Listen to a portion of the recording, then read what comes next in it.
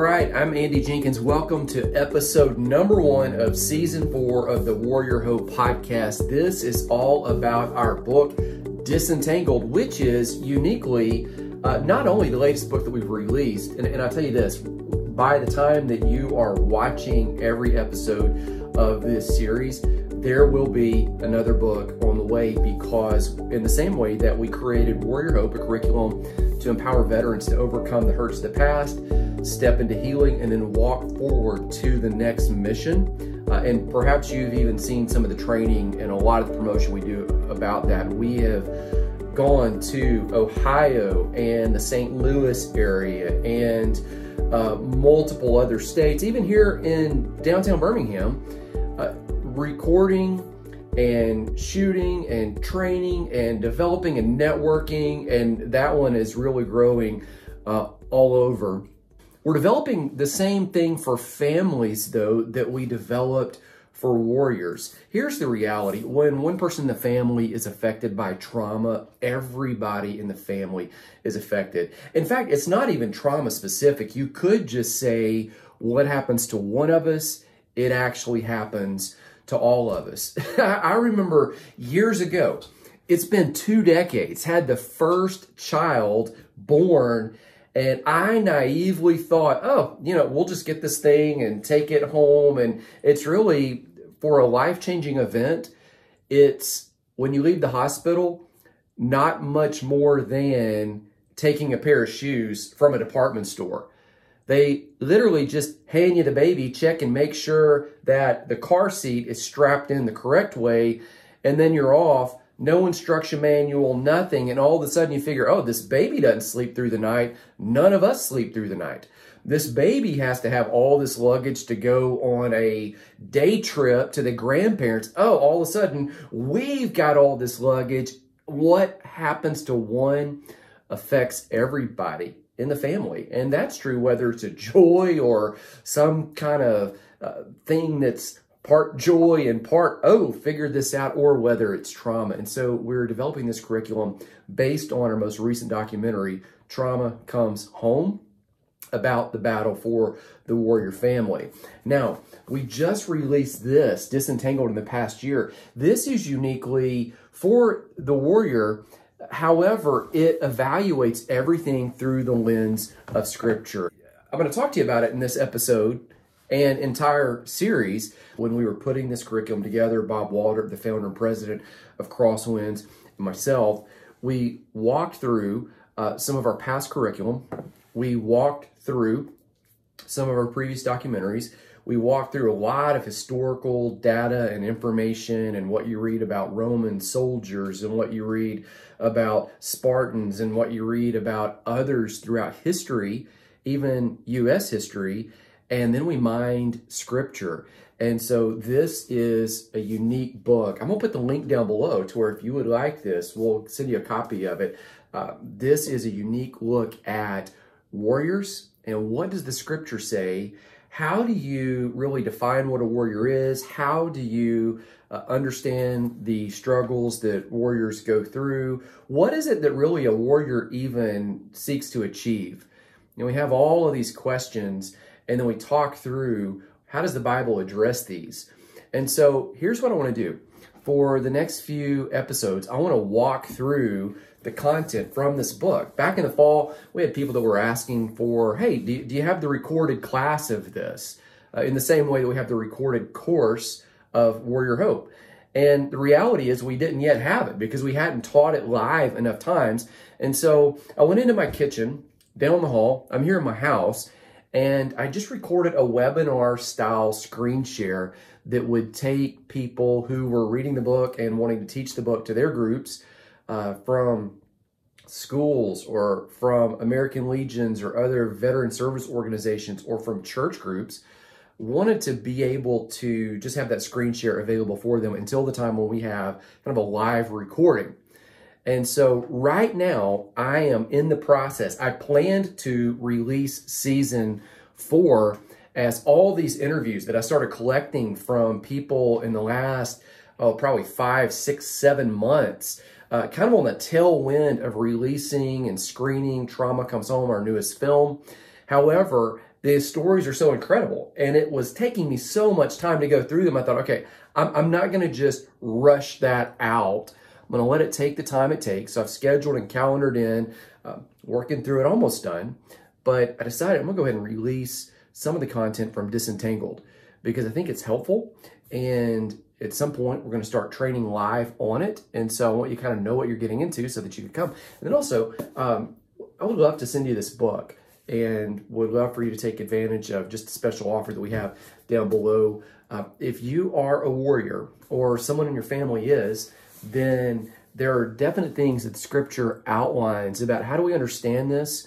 And it's a metaphor that Paul actually used about the Christian life. So through the series, you're going to see stuff that's a lot of stories that you're familiar with, but perhaps show them to you with a new lens. Now, here's something else I'm going to do in this series. I'm going to share the screen share with you. So if you're watching, you'll see it. If you're listening and you think, well, hey, I'd like to see what that looks like, then just pop over to the video link. I'll put a link down in the show notes below of the audio and the video so you can kind of bounce back and forth and see or hear or whatever it is. But at the end of each of these episodes, I'm going to roll into the story of a veteran who has faced something similar to what we're discussing in the episode. So here's what you're going to get in this. I'm going to roll through part 1 of lesson 1 out of this 6-lesson book. And then at the end, I'm going to let you hear or see the story unfolding from a Songs of Hope episode where we pulled together a veteran and a songwriter. And the veteran would tell his story, and then the songwriter would put that to music at a fundraiser that we did. And in this short clip that we would use to introduce the song, this veteran really talks about what does it mean to become disentangled from everyday civilian life in order to entangle yourself in the military. You'll understand what that means after you listen to this part of the episode that we're going to teach you from the teaching portion. And then he talks about when he came back from Vietnam, he then had to disentangle from being a soldier to re-entangle into civilian life. And that's a metaphor we're going to pick up for the next several episodes. All right, so let me roll into it. I'll put a bunch of links down in the show notes for you below. And here it is, Disentangled. Okay, welcome to Disentangled. We are in lesson 1. This is the warrior. Now, let me back up for just a bit. Right now, you should have close by somewhere in your hand the Disentangled book, which looks very much just like the cover of everything that you've seen online. This is really kind of the whole suite of everything that we have. Disentangled comes in a course, which you're on right now. It comes in a book. It also comes in an audio version of that book, which is the participant guide. That's what we're going to lead you through right now. And then also there are leader resources that are available for you as a leader guide book that's full color, a leader guide training online, leader guide ebook, which you can access. I'm simply telling you that because we're going to go through this from a participant side right now. However, as you go through, what we find is a lot of guys and gals, they walk through this and they think, well, I know this person, that person, or another that would probably benefit from this. And we have resources that you can use to help lead them through and serve others. So just kind of by way of showing you a few things, the resources to lead your group, this is the resource that I'm looking at right now while I'm walking you through the participant guide is this leader guide on the inside has all the slides. It even tells you, if you look through the middle of the screen there, some of the things to say, some of the main points, everything that you need to walk people through what I'm going to teach you is all available in the leader resources. So if that is something that you want to do, as you walk through this, invite other people into the process. They can certainly watch the video and gain a lot from that. This certainly does absolutely work as a self-study. You can get results from doing the hard work on your own. However, I think it is exponentially better if you do this with someone else, with the group. Now, real quick, right there, this is me on the left, right there. That's my friend Bob Waldrop, the founder of Crosswinds Foundation for Faith and Culture on the right. He is the guy that founded this movement and started this 15 years ago as of the recording of this.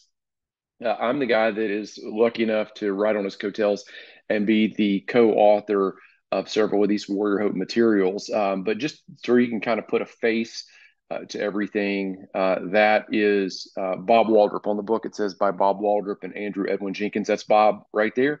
And that's me. Okay, so let's get started. First of all, we want to begin this study. It's got 3 parts to it. If you look in the table of contents up front, it will literally tell you part 1 is warriors, part 2, hope, part 3, faith. There are 2 chapters, 6 total to each of those. So warriors, hope, and faith, that is the subtitle on the beginning of the book. There is an introduction that I would encourage you to read through that will kind of explain where we got that name. And we'll, of course, walk through that as we do the study. Disentangle means this. It means to free from entanglement, and just straight from the dictionary, disentangle and untangle, those might be synonyms. They suggest painstaking separation of a thing from other things. So disentangling isn't just a always simple, easy process. Sometimes for sure it is. But when we really start untangling from the hurts of the past, identifying and then walking into our next mission, I just want to say from the front, this is not a doom and gloom. This is not, to make it overwhelming. This is just to acknowledge the fact that, hey, sometimes there's a process here. Sometimes this takes time. Sometimes, it's 2 steps forward, 1 back, 3 forward, 1 back, 4 forward, 2 back. And you just continually make movement from where you are to where you're designed to be. There is some effort that is involved. And I really think that's why we came up with the name of the book here. Now, there is a key verse that you're going to see over and over throughout this 6 week. This really is a Bible study. It's going to open up scripture and help you see even some familiar stories in ways that you might not have thought about them before. 2 Timothy 2:4, Paul says, no soldier in active service entangles himself in the affairs of everyday life. Now, Paul is one of the most prolific authors in the New Testament. Luke actually wrote more pages. Paul wrote the most books, started the most churches, went on the most recorded missionary trips, and spent a lot of time, because he was imprisoned amidst, probably chained to, Roman soldiers. He heard the stories. He saw what they went through. Even on his travels, he would have seen Roman soldiers throughout the Pax Romana, the Roman peacekeeping order throughout society. And he highlights this verse that as a warrior, you can probably relate to: no soldier in active service entangles himself in the affairs of everyday life. You can be entangled in one or the other, but you can't be entangled in both. And so what a warrior does, and we'll look at some of the oaths in a moment, what a warrior does is proactively disentangles from civilian life in order to entangle as being a soldier. Every time we show this slide, it's just straight from the cover of the book. Every warrior in the group knows exactly what this is: concertina wire. And you know that the purpose of this is to build a quick fence, a sharp barrier, so that if someone was trying to attack, or even just trying to get into somewhere where they shouldn't be, it would radically slow them down. It would entangle them. And this is really a great metaphor here. Is we want to learn to untangle from not bad things. So often emotional health involves untangling from bad things. And maybe an element of that going on here as well with past hurts, but military service, very, very brilliant, brave, uh, to be commended. It's not a bad thing you're untangling from. It is untangling so that you can tangle into the next chapter. Now, that said, let's start off with this question, just straight from the chapter title about the warrior. Question is, who is a warrior? Understanding who a warrior really is and what makes a warrior is the focus of this lesson. As a warrior, you've probably faced past entanglement of some sort, and we're going to get to it. But in this lesson, we really want to identify who is a warrior. Now think about this. Just a couple questions for you. Does wearing a uniform make you a warrior? Does living on a base make you a warrior? Does completing basic training make you a warrior? Does being on mission make you a warrior? Now, in your head right there, you might be thinking yes, yeah, yes, yes, yes. And here's what maybe you would highlight is these things are actions warriors do. Warriors wear uniforms. Warriors live on bases. Warriors complete basic training. Warriors are on mission. So all of these things are associated with being a warrior, but they do not make you the warrior. Let me show you what I mean. There are two factors that identify a warrior we're going to look at over the next few pages of your book. Uh, Warriors are united by a common oath. I'm on page 27 is where this discussion starts. It goes on through page 35, by the way, if you're following along in your book. Warriors are united by a common oath. Warriors are also united by a common purpose. Now, I want to talk through both of these. They're united by a common oath and a common purpose. Let's take on the first one. Warriors are united by a common oath. Warriors, regardless of what branch in which they serve throughout the military, are required to take an oath. And what I want to show you is this is absolutely nothing new. Now, right here, the enlistment oath. This is one that you see throughout all the branches in the military. You might even know it by heart. I, your name, do solemnly swear or affirm that I will support and defend.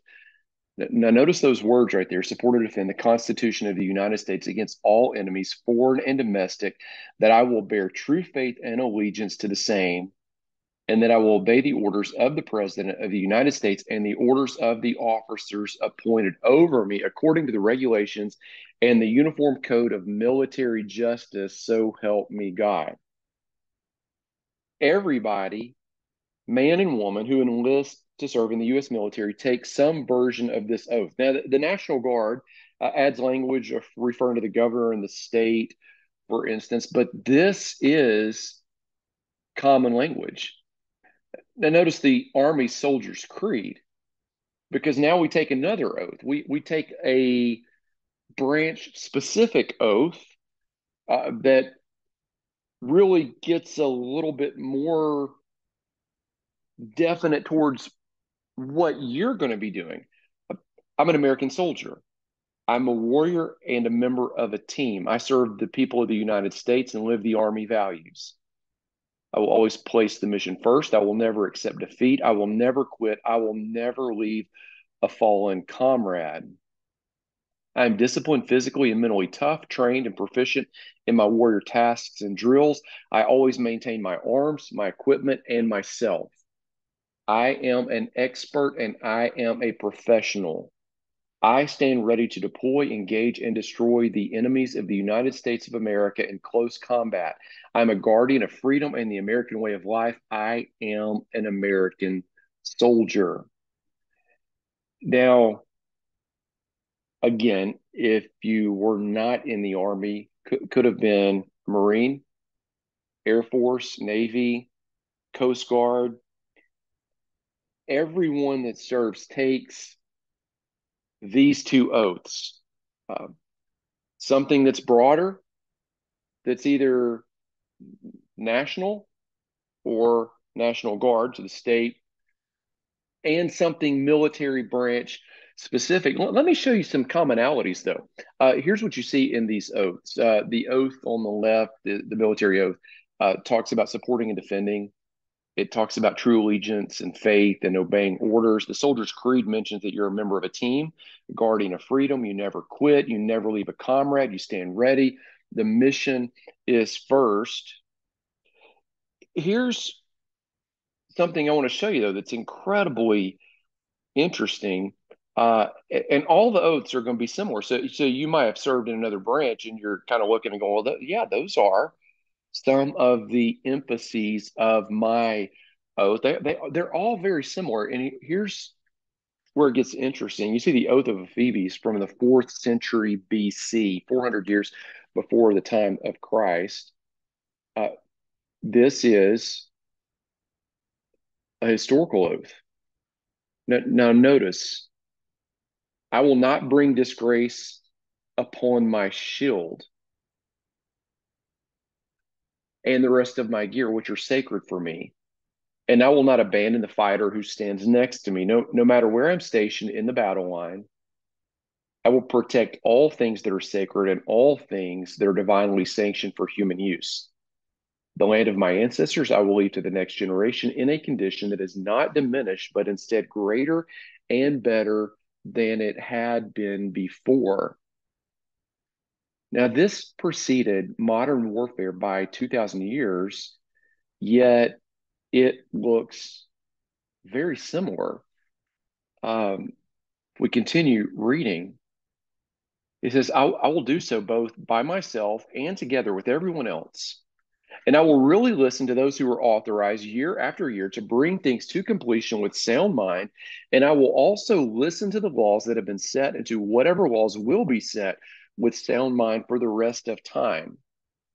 If anyone tries to destroy them, I will prevent it both by myself and together with everyone else. Now, notice here on the left side of the screen, the Soldier's Creed, and on the right side, the Oath of Phoebus. Lots of similarities. For instance, the member of a team, and I've just kind of pulled these out of the order that they are in the oath, so they're not in the same order here on the list. But notice on the Soldier's Creed, it talks about being on the member of a team. Oath of Phoebus, the fighter next to me, a guardian of freedom. The Oath of Phoebus says protect all things. The Soldier's Creed, you never quit. The Oath of Phoebus, it becomes a way of life. The Soldier's Creed, you never leave a comrade. Again, back to the fighter next to me. You stand ready or you honor the shield, the mission first. It becomes a way of life. You leave things better. Here's what we're getting at is there is a common thread that defines the essence of who a warrior is. The weapons of warfare have changed. The tactics and strategy are now different, but the essence of who a warrior is and what a warrior endures, those are consistent over time. And so when we look in history, here's what we're going to drive at over the next several lessons. When you look in history, you're going to find some common themes. When you look through the scripture, because this is a Bible study, you're also going to identify and be able to make application of some things that are radically similar. Now, let me show you a verse from 2 Samuel 11. 11. We're going to get back and study this later on. You might know the story of David and Uriah, David and Bathsheba. Uriah was one of King David's elite warriors, known as the Mighty Men. You read about them in 2 Samuel 23, 8 through 38. While he was away fighting Uriah, we'll come back to this story later. David impregnated Uriah's wife, Bathsheba. Upon learning that Bathsheba was pregnant, David called Uriah back from the front lines, thinking that Uriah would sleep with his wife. That would then be the cover up of what David had done, because everybody just assumed the child was then Uriah's. Now, this verse right here, it's in your manual. It's quoted on page 31 there in the text. It highlights Uriah's response when David brought him back home from the battle. But we're going to come back to this in lesson 4. But here is Uriah's response as a warrior who has taken an oath. Notice the similarities here with some of the things that we've already read about the national oath, the enlistment oath, that is, about the soldier's creed, and the oath of Ephesus. Notice the common threads. He says, the ark and Israel and Judah are staying in temporary shelters. They're living in tents in the field while they're at war.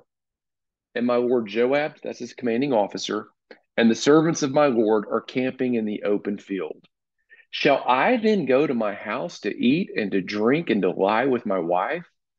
By your life and the life of your soul. And he's telling this to his king, I will not do this thing.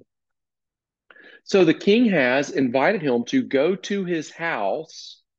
While he's there, David has called him home under false pretense. Uriah has no idea, but he's still so upstanding and so committed to the oath that he's not going to take this action while others are at battle.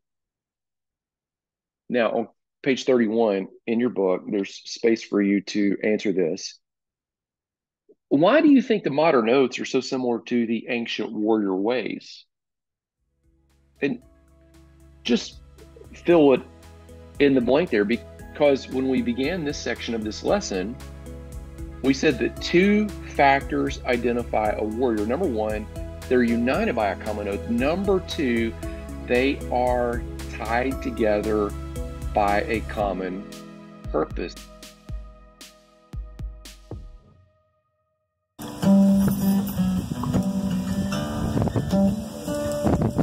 Don't have much of a story.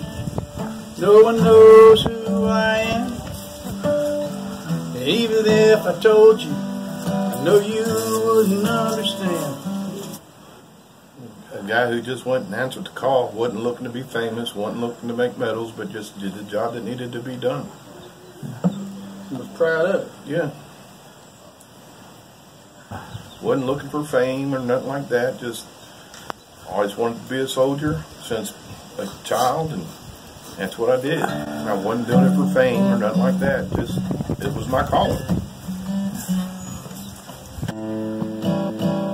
I'm still proud of me.